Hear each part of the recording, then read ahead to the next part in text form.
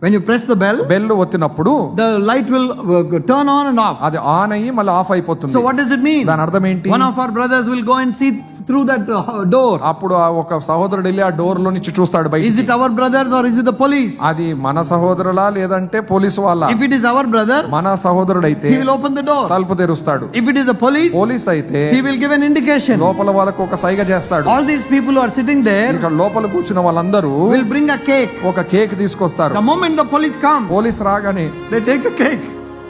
They take the cake ఆ cake తీసుకొని and sing happy birthday. Even in order to worship, they had to use this deception. దేవుణ్ణి ఆరాధించడానికి ఇట్లాంటి మోసం వాడాలి. Here we have freedom, మనకి ఇంత స్వేచ్ఛ ఉంది. and we live by our own definition of who a disciple is.